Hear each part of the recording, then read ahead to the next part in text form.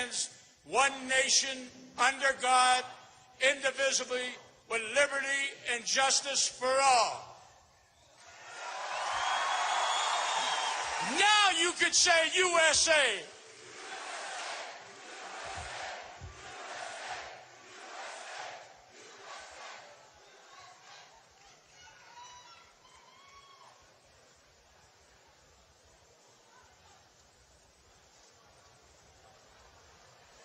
Would everybody get ready to join me in singing the Star-Spangled Banner?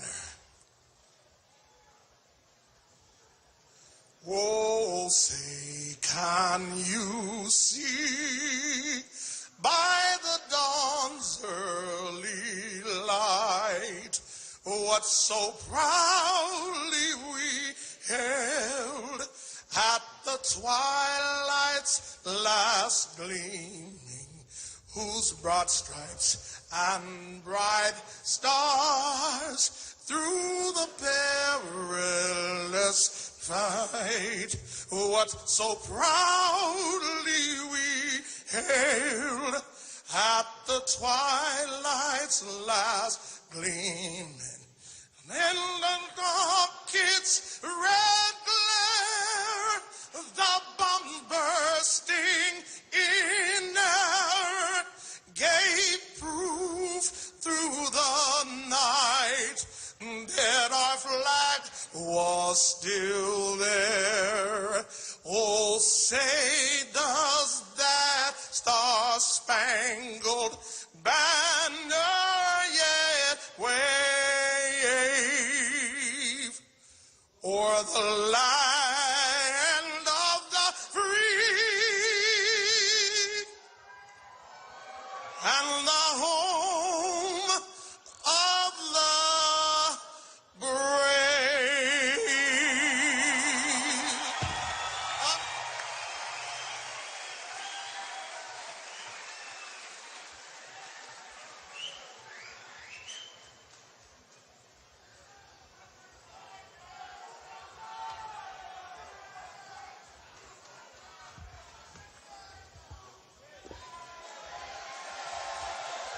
Mr. Trump will be with us in a few minutes, but let us now honor the one as above all, the Almighty One, the Great I Am, the great and living one. He's our Savior, He's our Lord, and this is God's country, and we lift up Almighty God.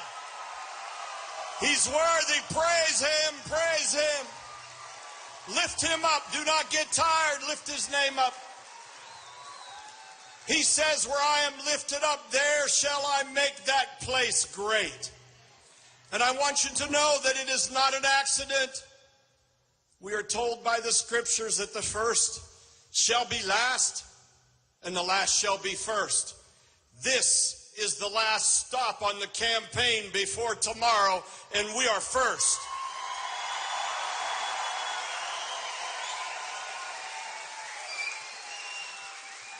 This is our time, both in Youngstown and Warren and in Ohio.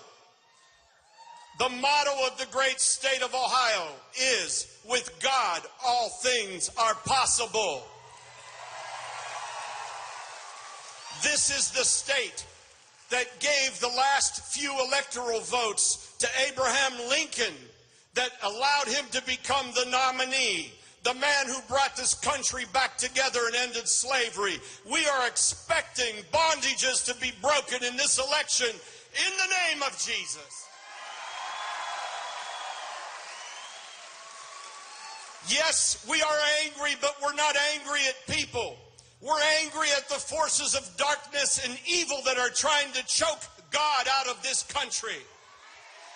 And we say, no more, no more, no more, no more murder, no more heroin, no more children that are abandoned, nor more killing of the unborn children.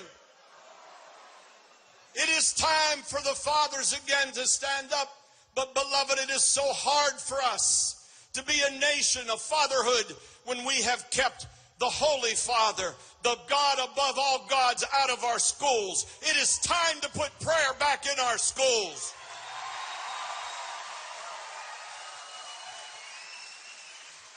If God be with us, who can be against us? And so we declare and we decree, we set it forth in the atmosphere, and we say that revival is coming from Ohio, the heartland of this nation, into this nation, and this is our year. And so let us pray. Father, we ask you to continue to bless this campaign. Bless this man. Put your arms about him. Put your arms around his wife and his children, and all of those that work so hard relentlessly for them. Keep them safe. Give them godly wisdom. Protect them. Lead them in the ways that you would have them to go. And we ask you, Father, to allow us not to vote or to make decisions with our mind, but to do so by the Spirit of the living God. We bless you. We declare you. We honor you. In your mighty name, amen. His name is Jesus, and he approves this message.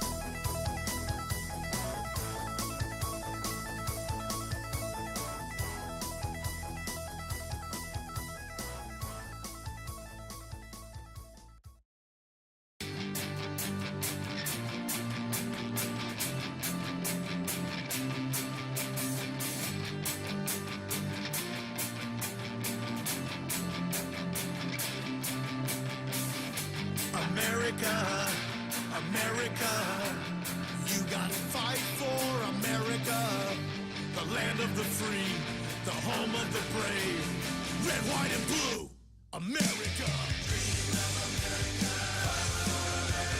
Change for America, Trump for America.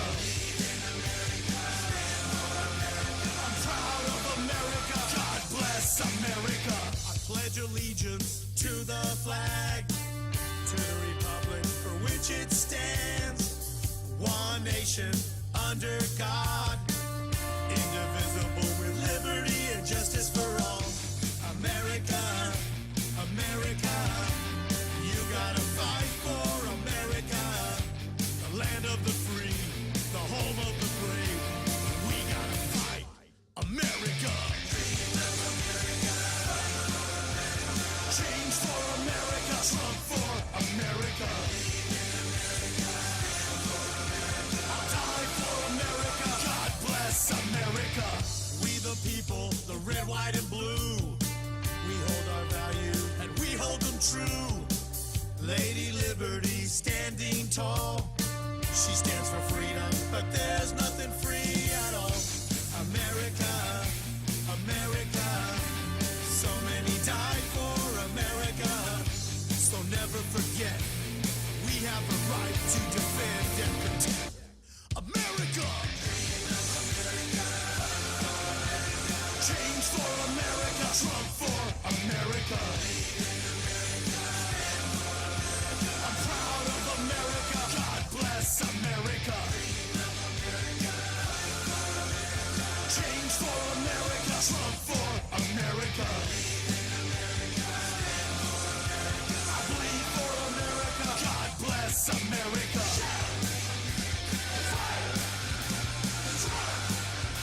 The red, white, and blue.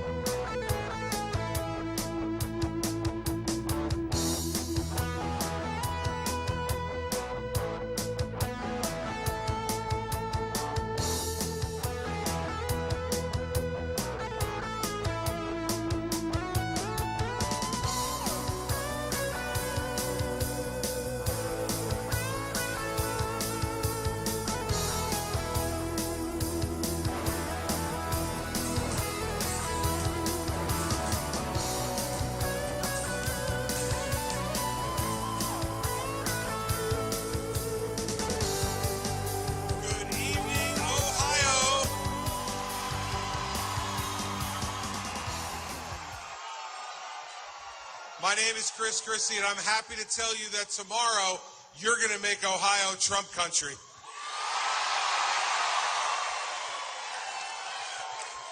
America needs a strong leader to restore our hope and our strength, and there's only one man to do it, and that's Donald Trump. America needs someone in the White House who knows how to create jobs because he's done it, and that man's Donald Trump. America needs a leader who will restore our military and have the backs of the men and women in the Army, and that's Donald Trump. America needs a leader who the rest of the world is going to respect because he's going to make America great again. That's Donald Trump.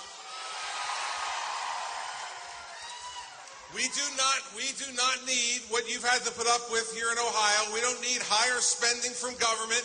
We don't need bigger sales taxes. We don't need that brought to Washington. We need someone who's going to make government smaller and smarter and working for you, not the other way around, and that's Donald Trump.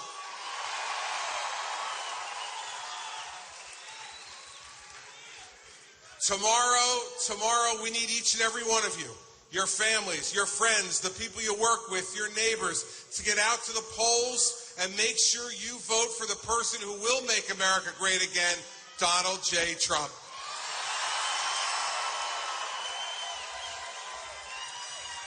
It is so great to see such a great crowd here today. We want you to go home after this, get some sleep, get up tomorrow morning, get to the polls, and make America great again with Donald Trump. So, ladies and gentlemen, it is my honor and my privilege to introduce to you the next president of the United States, Donald J. Trump.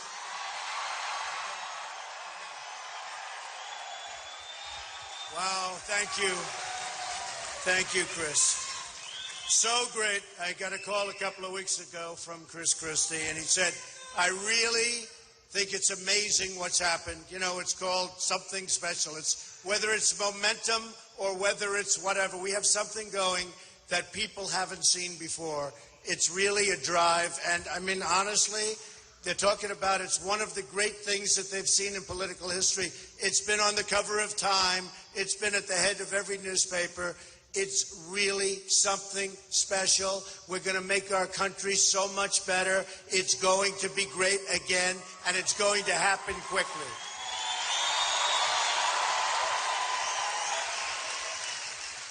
So I just wanted to, I changed my plans a little bit. We're doing great in Florida. We're doing great in Illinois. Missouri, I think we're going to have a tremendous day.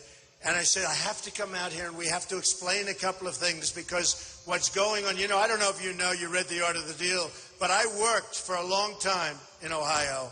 And my father and I, when I was very young, I bought a job with my father, and it was a great success. It was in Cincinnati, and it was a great success. It was a horrible job. It was a mess, and I took it over. I fixed it. I worked here summers. I worked here. I'd come out all the time, and we bought it for X, and we sold it for X. And after that, the job didn't do too well, I have to tell you, but we were gone. We were gone.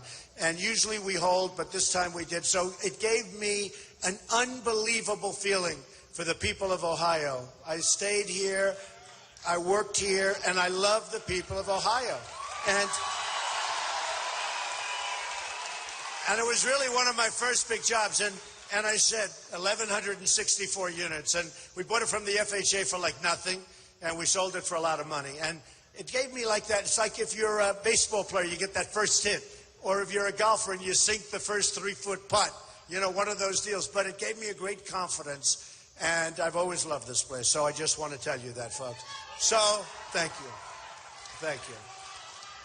So, this all began, and this began very strongly in June 16th to be exact. And I said to my wife, we have to do this. This is something we have to do. Our country is being so badly led.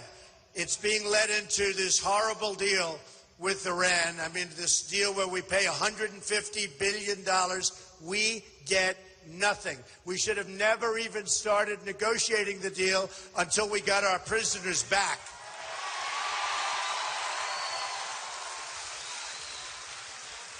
They never once walked. They never once did anything. Constantly, you'd see back in Iran, you'd see the people dancing in the streets before the deal was done. They're dancing. They're calling us all stupid. The deal was it was a joke, except for it's so serious. It was a joke. It was one of the worst negotiated transactions of any kind I've ever seen. They could have walked. They could have gone in and said, before we start, we need our prisoners back. This would be 3.5, 4 years ago.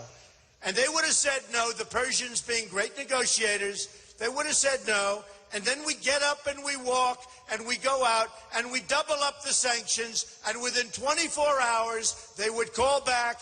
They said, we're giving you back the prisoners. Then we go in a second time and we say, listen, we have a problem. We owe $19 trillion.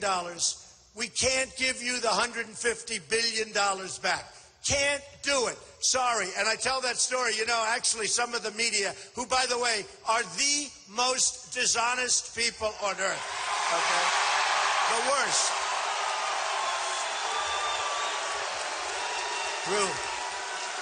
True. So true. So true. Like, look at this massive crowd in this big hangar.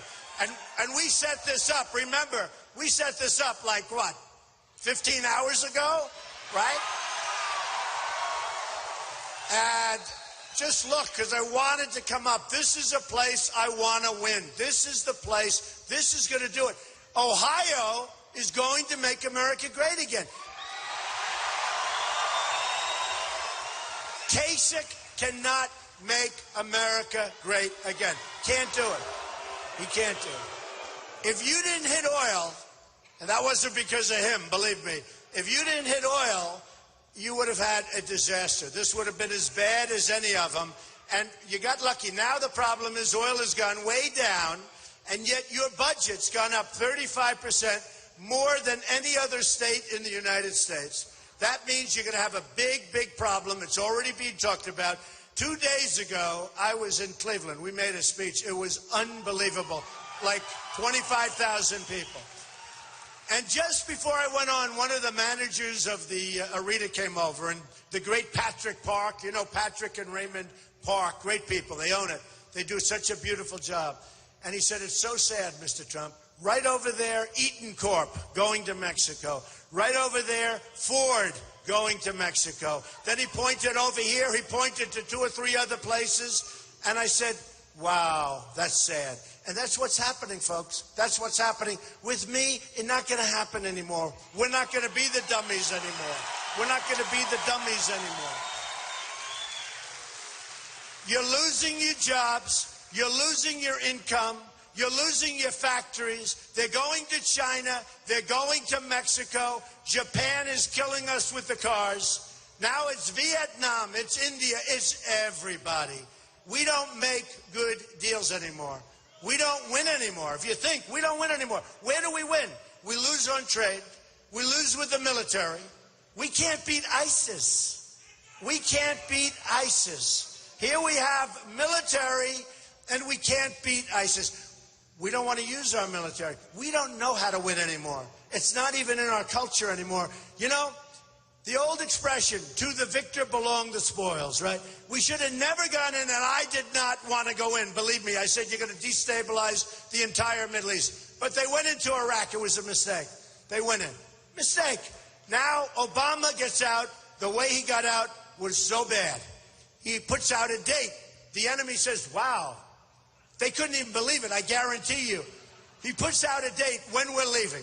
Bad thing to do. In all fairness, we shouldn't have been there, but we should have left some troops behind so that what happened wouldn't happen. So Iran is taking over, as you stand here, Iran is taking over Iraq. Iraq has the 2nd largest oil reserves in the world. So the Iran deal, I used to say one of the greatest deals I've ever seen is the Iran deal. But actually, the greatest deal I've ever seen is what happened just now. Iran is taking over Iraq. 2nd largest oil reserves in the world. That's the greatest deal. They've been fighting with Iraq forever.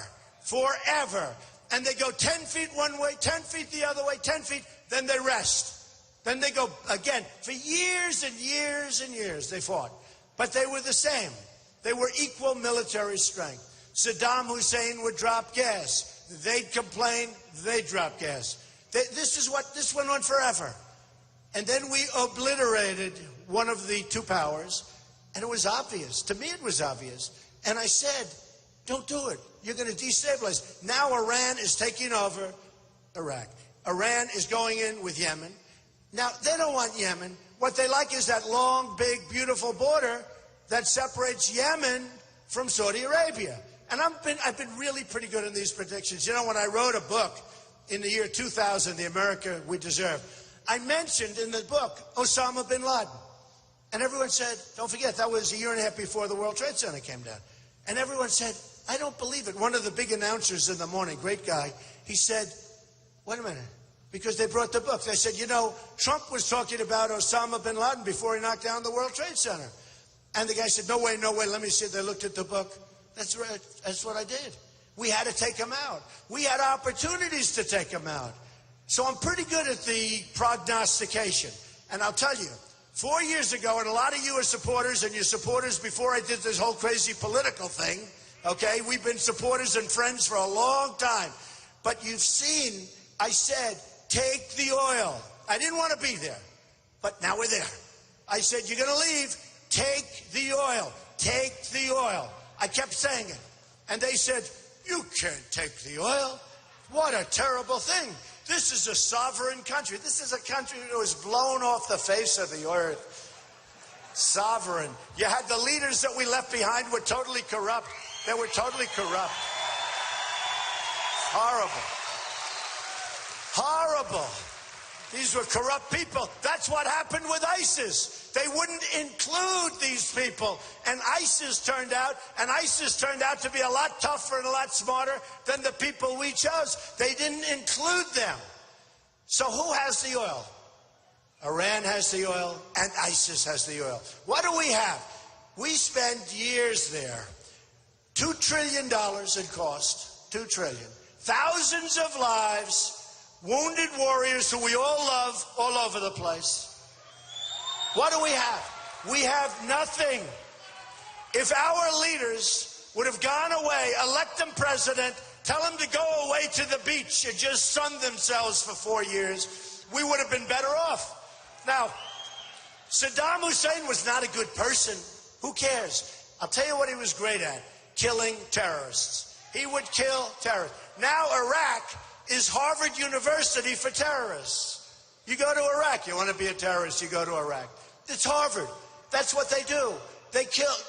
We don't do. They develop terrorists all over the place now. It is far worse than it was before we started. Now, in the meantime, we have our country. It's crumbling.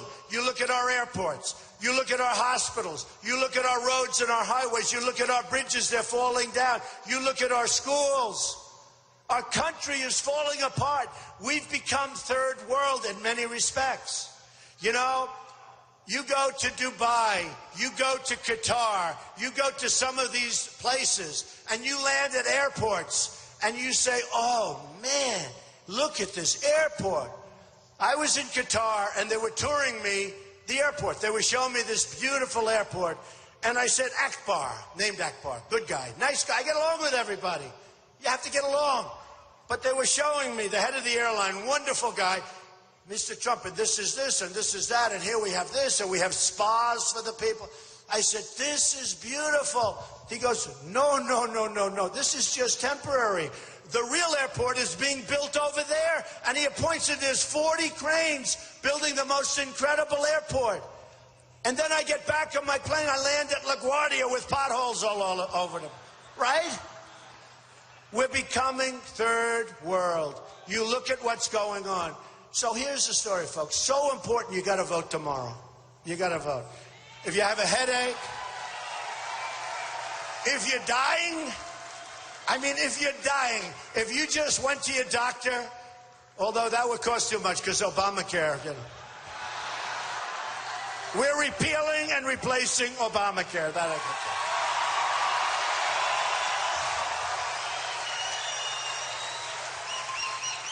But if you go to your doctor and he tells you you're over, it's over. It's just done. You're done. You're going to be dead in 3 weeks. Doesn't matter. Get out tomorrow and vote. Think about your children. Think about your family. Get out tomorrow and vote, okay? You got to do it. You got to do it. So, you know, it's a movement. It's a movement like they haven't seen. I'll tell you what. The cover of Time, 4 times in the last couple of months, take a look. That's what they're writing. The single biggest story in politics today in the world is what's happening, of all things, to the Republican Party. We had a party that was obsolete. We had a party, Mitt Romney couldn't run for dog catcher. This guy was a disaster. We had a party that should have won the last election. We had the wrong person. You know, it's interesting. I backed McCain, he lost. I backed Romney, he lost. I said, this time we're going to do it ourselves, folks. We're going to do it right. We're going to do it right. We got to do it right. So the biggest story in politics worldwide, it's all over the world, it's a movement, is what's happening with the Republican Party. So here's the story. You know, I've won many, 15, 16 states. I think we're going to have a great day tomorrow. Great day. In fact, the one that's closest looks like you. Get out and vote. But we're going to have a great day. I think we're going to have a phenomenal day. Florida's looking fantastic. Florida's really looking. Well, look, you have a senator that doesn't show up to vote. How would you like to have a senator who doesn't show up to vote? I mean, he doesn't come in. So you can't have that either. But Florida's looking really, really fantastic. And, you know, they have a little bit of the same characteristic. You have Rubio, he doesn't vote, that's real bad stuff. And your governor is absentee. He goes, listen to this, because I know, because I was there, but I go back and I still work. You know, I have a job, right? You got to do your job. So your governor, Kasich, if you look at him, and I'm being totally impartial, he goes to New Hampshire. He's living in New Hampshire. Living. Where's Chris? Is Chris around? Even more than Chris Christie, he was there. Where's Chris? Right? Even more. I hated to do that, but I had to make my point. But he goes to New Hampshire. He lives there. He loses badly. He gets killed. I win in a landslide. Okay, I win New Hampshire. I love the people of New Hampshire. They gave me my first big victory, and it was early on. Everybody wants to win Iowa so they can win New Hampshire. I won New Hampshire. Then we go South Carolina. I'm not supposed to win that because it's heavily, heavily evangelical. But I'm a great Christian, and I understand evangelical. And evangelical is smart, and they don't want to remember Ted Cruz. I call him Lying Ted Cruz. He's lying Ted Cruz. And he walks in with his nonsense. He walks in with that, you know, phony stuff. And he lifts the Bible up high. And he said, here I am, I'm lying Ted Cruz. And he puts the Bible, and then he starts lying for the whole night. Any position you have, he knows what your position is. He tells people the opposite. What he did to Ben Carson, who just endorsed me, by the way, Dr. Ben. Great guy. But in Iowa, Ben was doing really well, and I was doing really well. And Ted Cruz said Ben Carson had just quit the race. And the voting hadn't even come close to ending. And he convinced him. And then right after the race ended, he called him and apologized. Give me a break. And I don't think Ben has ever forgotten that or forgiven that or whatever. But Ben endorsed me 2 days ago, and that's a great endorsement. That to me. And you know who else endorsed me, which I think you'll like? Sheriff Joe Arpaio. When Sheriff Joe endorses you, that means you're tough on the borders, believe me. Sheriff Joe. So we had Sheriff Joe, and he endorsed. And we had Sarah Palin, who was so great. She endorsed. And Jerry Falwell Jr. from Liberty University, so great. And maybe Jerry, I think, really helped me with the evangelicals. So we go to South Carolina, and that's going to be Ted Cruz country. That's lying Ted Cruz country. And we go, and everybody says he's going to win. And who wins in a landslide? Trump. And who gets the military, the vets? Because when they're leaving, they do the polls. I won with the military. I won with the vets. I won big with the evangelicals. I won big with everybody. I won with women. I won with men. I won with highly educated. I won with less than highly educated. We won with every single category. So it's been great. Same thing with Nevada. We go into Nevada. I win with Nevada in a landslide. But the big thing is this. I go there and I say hello to the people that work at the polling booths. And a woman comes up to me in New Hampshire. She said, you know, Mr. Trump, I've been doing this for 40 years.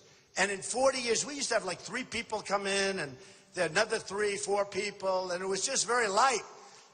We have lines. And I looked at the lines. The lines were 5 blocks long, 5 abreast coming in to vote.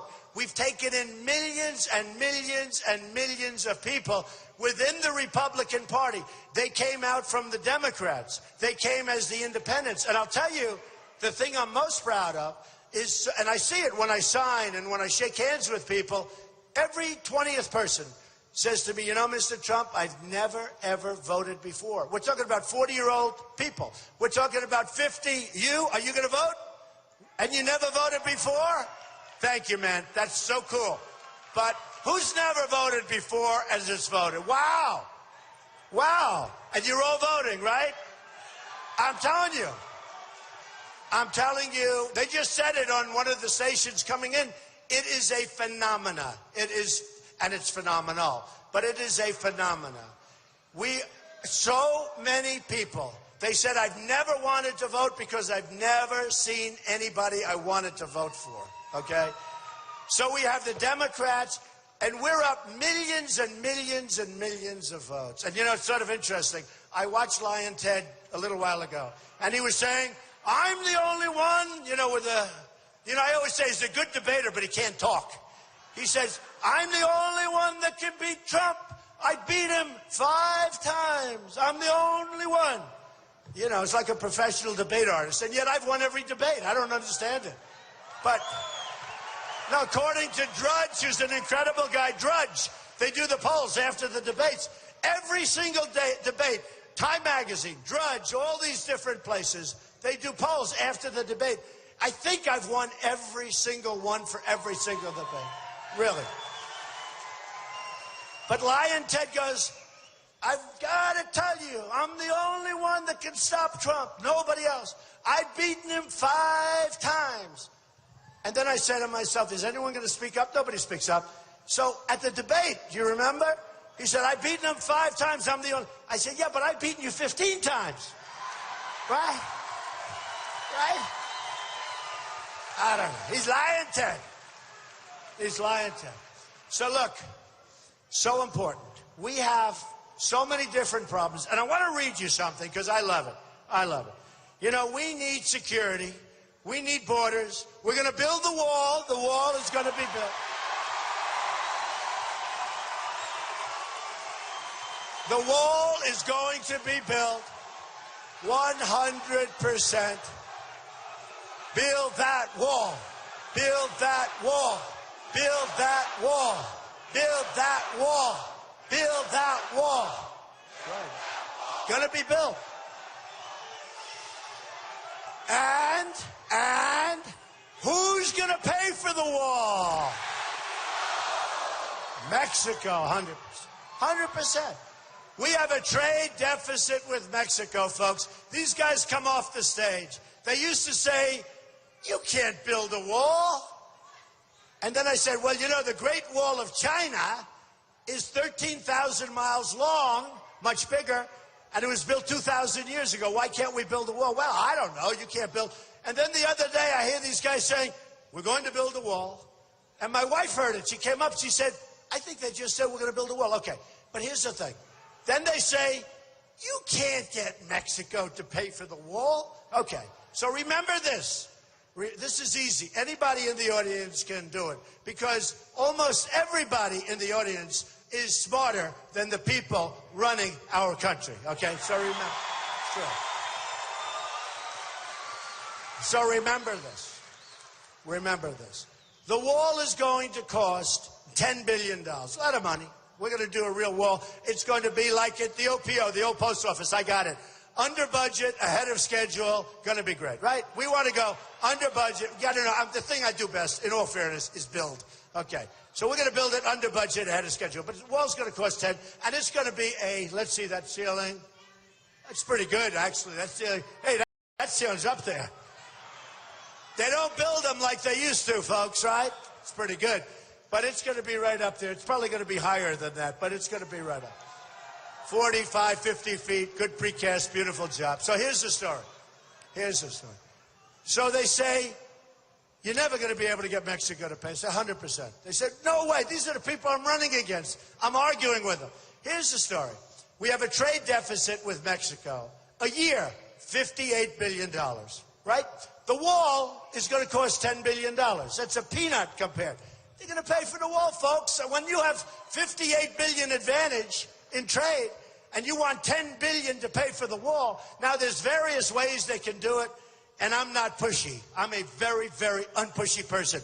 They're going to pay for the wall. So easy, okay? So easy. You probably saw the other day Vicente Fox, the ex-president. And what did he do? He threw out the F-bomb. If I threw out the F-bomb, I would get these people, I would get the electric chair, okay? They would say, it's the electric chair. He threw out, nobody even talks about it. But what he did is good, because he said, there's no way we're going to pay for the you-know-what wall. Okay? Vicente. There's no way, he said, and really angry and arrogant.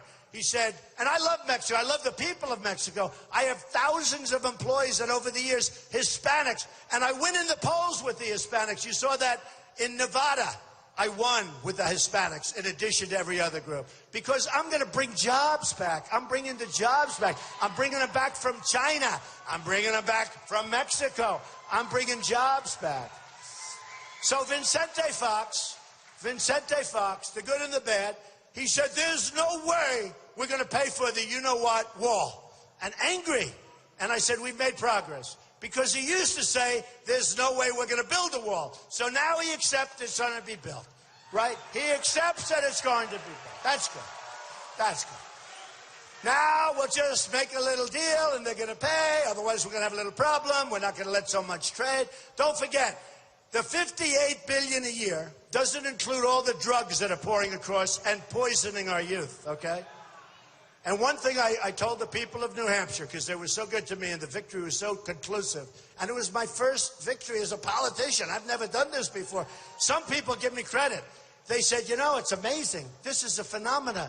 And he's never done it before. He's only been doing it for 8 months. But it's like common sense. And that's why we have these crowds. And that's why it's a movement. Because it's a movement. When I go to Dallas, 21,000 people. We just left North Carolina, where I think we're going to do great. We just left. We had a room that held 2,000 people. It was set up quickly. It held 2,000 people. They had between 9,000 and 10,000 people outside listening, and that we had to send away. There's something going on. Okay. Okay. So here's the story. We are going to do things that the country isn't used to doing. It's called, we're going to win. Win. It's very simple. Win. So I want to read you this because I love it. I don't know. Some of you may have heard it. I haven't done it much, but I love doing it. I love reading it. It was written by Al Wilson a long time ago, and it was actually a song and a little upgrade. Maybe we do a little upgrade, but I think it's great. So we have a tremendous problem with terrorism, and we have a tremendous problem where, and I don't know if you agree with me, but we cannot let people into our country that we don't know who they are, what they are doing, where they are. They have no paperwork. We can't do it. And we can build in Syria, we can build a safe zone, and we'll do that. And I want to get Saudi Arabia, I want to get Gulf states to pay. They have so much money that you wouldn't even believe it. And they're not paying. We're paying for everything. We always pay. You know, people think we spend a lot on our military. We spend a lot taking care of all these rich countries that don't reimburse us properly. South Korea, I love South Korea. I love Japan. But Japan, if we get attacked, Japan doesn't have to do anything. If Japan gets attacked, we just started World War III. We have to go in and defend them. What kind of deals are these that we make, folks? So we're going to, don't worry, we're going to make these good. But we talk about terror, and we talk about terrorism. And we talk about, remember this is for what I'm going to read. we talk about the wrong people coming into our country, right? And we can't allow it. And I love you. Look at this crowd. I love you. I mean, this is amazing. Okay, are you ready? And this is called the snake. A snake. Oh, snake, right? On her way to work one morning, down the path along the lake, a tender-hearted woman saw a poor, half-frozen snake. Her pretty-colored skin had been all frosted with the dew. Oh, well, she cried, I'll take you in, and I'll take care of you. Take me in, O tender woman. Take me in, for heaven's sake. Take me in, O tender woman, sighed the broken snake. She wrapped him up all cozy in a curvature of silk, and then laid him by the fireside with honey and some milk. Now she hurried home from work that night. As soon as she arrived, she found that pretty snake she'd taken in had been revived. She was happy. Take me in, O tender woman. Take me in, for heaven's sake. Take me in, O tender woman, sighed the broken snake. Now she clutched him to her bosom. You're so beautiful, she cried. But if I hadn't brought you in by now, heavens, you might have died. Now she stroked his pretty skin, and then she kissed him and held him tight. But instead of saying thank you, that snake gave her a vicious bite. Take me in, O tender woman, take me in, for heaven's sake. Take me in, O tender woman, sighed that vicious snake. I saved you, cried the woman, and you've bit me, heavens why? You know your bite is poisonous, and now I'm going to die. Oh, shut up, silly woman, said the reptile with a grin. You knew damn well I was a snake before you took me in. Right? Right?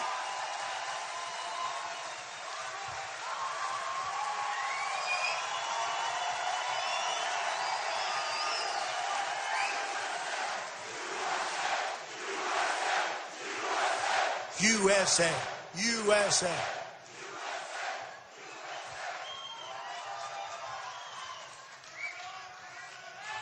So we don't know what we're doing, folks, and we have to learn. We're going to make America great again. We're going to do a few things, and I'm going to go over them quickly, but the main thing I want you to do tonight, go home, go to sleep, get a good rest, go out tomorrow. You got to beat Kasich. He's not going to be a great president. He's not going to be strong. He's weak on the borders. Remember, when he was a congressman, he signed NAFTA. NAFTA destroyed Ohio. It destroyed Ohio. And now he wants to sign TPP. That is going to be worse. I have studied it so carefully. That is going to be worse for Ohio. It's going to take all of your car business out.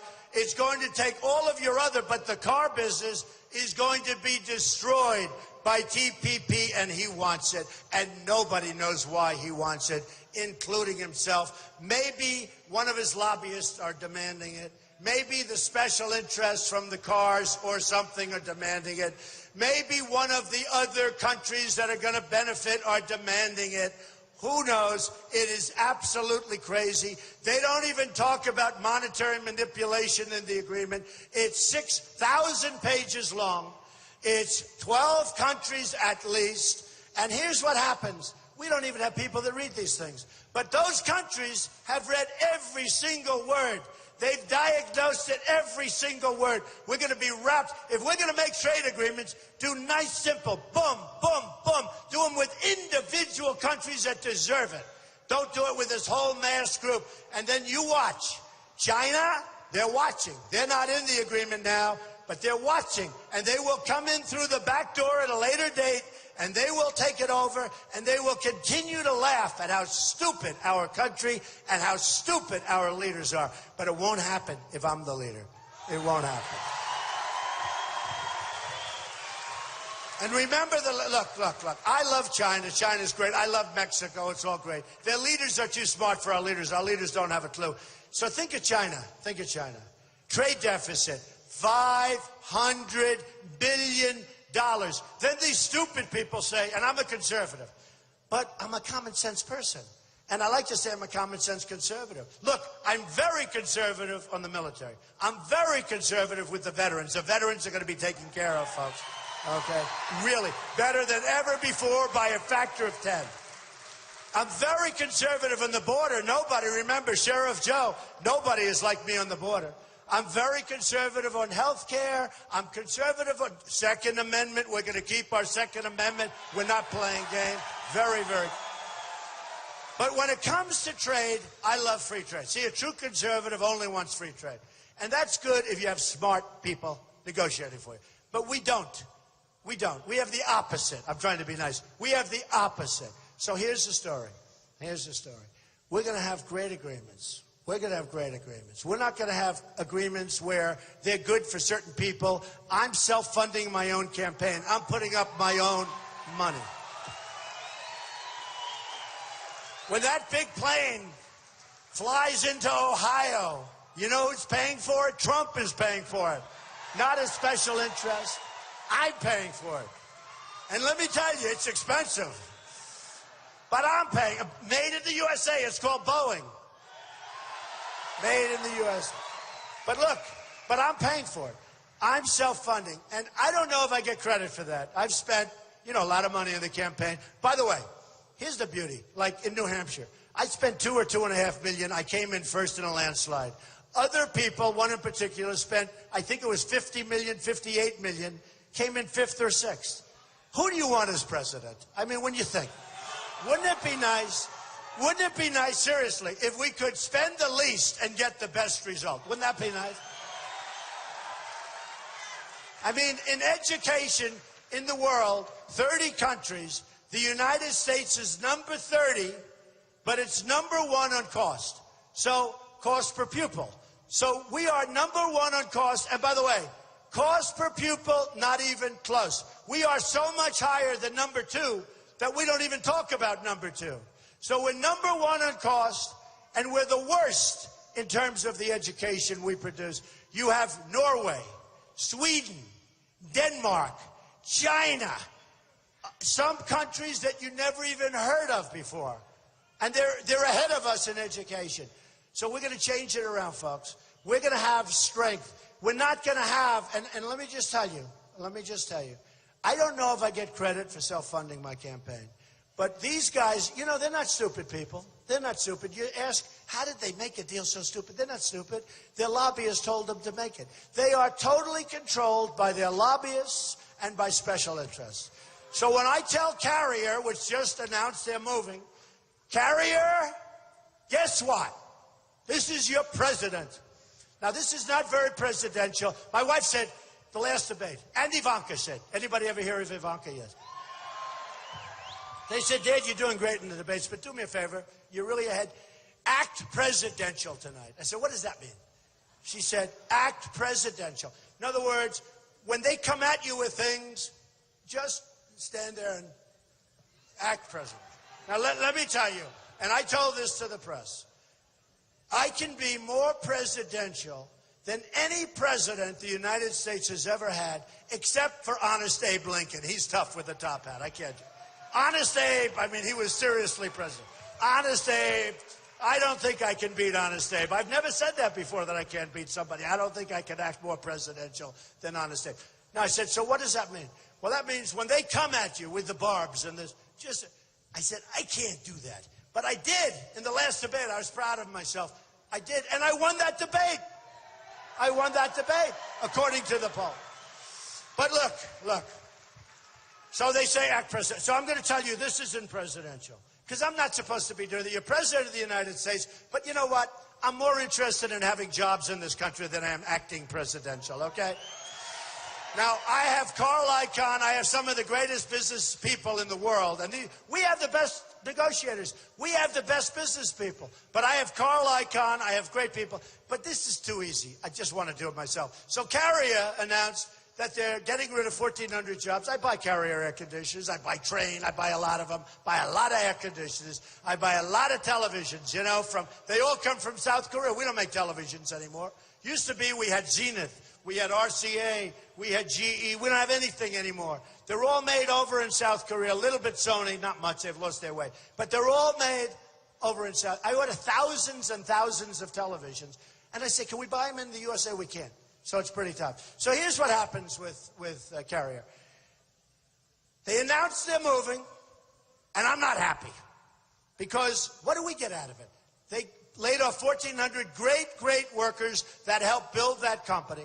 And they get it, and somebody had the cell phone going, and you see these people, they're crying, they're devastated, they've had a great job. We're moving to Mexico, I'm sorry, we're going to close up, we're moving to Mexico.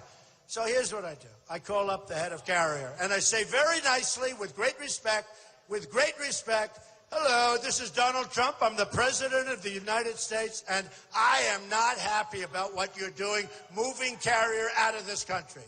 And he's going to say, Mr. President, now remember this, if Hillary, who doesn't have the strength or the energy to be president, believe me, if Hillary is president, her special interests will call her lobbyists will call her fundraisers will call her, and she knows it's a bad thing, but she won't do anything about it. If little Marco gets called, 100%, he'll do whatever his lobbyist tells him. He will skip to the beat. They'll say, Marco, you can't do this, Marco. These guys supported you. They gave you $5 million. And you know what he's going to say? You're right, I can't do that. Oh, it's okay. Okay. If Lion Ted he's got lobbyists, don't forget, here's a guy that in his personal financial disclosure form, you know, he's going to be Robin Hood. He's protecting everybody from the big bad banks. Well, but he's got loans from big bad banks. He forgot to put his loans for $1 million. He forgot to put his loans in his financial statements, in his disclosure forms that he gives to the government. Just forgot. He forgot. He forgot to say that the interest rate is so low that you're practically not paying any interest. You would anybody like to have Lion Ted's interest rate?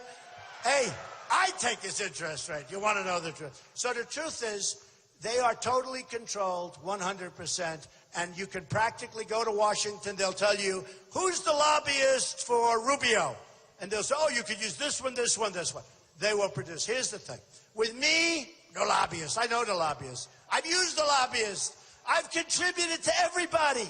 I put in the greatest personal financial statement in the history of the United States government, almost 100 pages, an unbelievable company, tremendous cash flow, very little debt, or I wouldn't be running. Can you imagine if that were bad? You would have heard from those guys. They were looking at that statement. They are so upset how good it is. I built a great company. They are devastated. They are so dishonest, disgusting, and they are devastated. So here's the story. Here's the story. Only because I could give it to Carl Icahn or one of the very great negotiators too, but it's too easy. I want to do it myself. I love doing this stuff. So I'll call Carrier. I'll get the president on the phone. They'll say, the president of the United States is on the phone for you, sir. Oh, yes, okay. So let me just tell you something, Mr. President of Carrier. Here's the story. Are you ready? And this applies to Ford. This applies to Nabisco that's moving out from Chicago, and it's moving into Mexico, and I'm not eating Oreos anymore. So here's the story. Here's the story. I say, because it's just too easy, I have to do it myself. I know it's not presidential. I'm not supposed to be calling up air conditioner companies, right? But I'm going to do it. So here's the story. I'm going to tell them, congratulations on your move. I hope you build a beautiful facility. I wish you a lot of luck. Good luck with your employees. The 1,400 people that were fired are all devastated, and they're right now working part-time jobs because you can't get good jobs in this country, or because our good jobs are all gone, by the way. So good luck with you. I just want to tell you one thing, though, before I hang up. Every air conditioning unit that is made by Carrier that crosses our now very strong border is going to be taxed at the rate of 35% per unit. Okay. All right? Every single one. Now, with the other guys, he'll get one of the lobbyists and they'll forget it. And here's what he's going to say. Mr. President, sir, Mr. President, I say, you have 24 hours to call me. You let me know. I will get a call within 24 hours, and here's what's going to say, 100%. This isn't like 95%. This is 100%. I will get a call, and he'll say, Mr. President, Carrier Air Conditioner has decided to stay in the United States, okay? 100%. And maybe they'll build a new plant, and maybe they'll build a new factory, and maybe they'll do lots of things, and I don't care where they build it as long as it's in our country, right? But they're staying. And we're not going to let these other countries manipulate their currencies. These countries are manipulating their currencies, making it impossible for all of you to compete and for your companies to compete. That's why you're closing up companies all over Ohio. That's why your steel industry is a disaster. I'll bring it back. That's why your coal industry in Ohio is a disaster. I'm going to bring your industry back. You're going to have clean coal, whether you're in Kentucky or West Virginia or Ohio. We're going to go back and we have technology now, and we're going to have clean coal. Your coal industry is dead. Your steel industry is dead. Your governor is totally overrated. He hasn't done a thing. And without oil, you would be in worse shape than any other state in the union, believe me. So I'm going to ask you to get up tomorrow and vote. And I'll tell you the bottom line. You are going to be so happy. You're going to remember this evening. And you're going to remember tomorrow when you vote. And you're going to say it was the single greatest vote that you have ever cast. You're going to be proud of your president. I'm you. You're going to be proud of your president. You're going to be so proud of your country. And we're going to start winning again. We're going to win with our military. We're going to make it so good, so strong that nobody's going to play games with us. Nobody's going to mess with us. The vets, we're going to win with our vets. We're going to finally take proper care of our vets. We're going to win at the border. We're going to win with the Second Amendment. We're going to win with getting rid of Common Core and having great education. We're going to win with health care. We're going to terminate Obamacare. We're going to have something that's so much less expensive and so much better. We are going to win, win, win. We're going to win so much. You are going to be so proud of your country again. I love you, Ohio. You can make the difference. You can make the difference. Tell your friends, vote for Trump. I promise you, I am going to do such a great job. You will look back 2 years from now, 10 years from now, 20 years from now, you're going to say, that's the single greatest vote I ever cast. We're bringing your business back. We're bringing your jobs back. Thank you, Ohio. I love you. Thank you. Thank you. Thank you. I love you.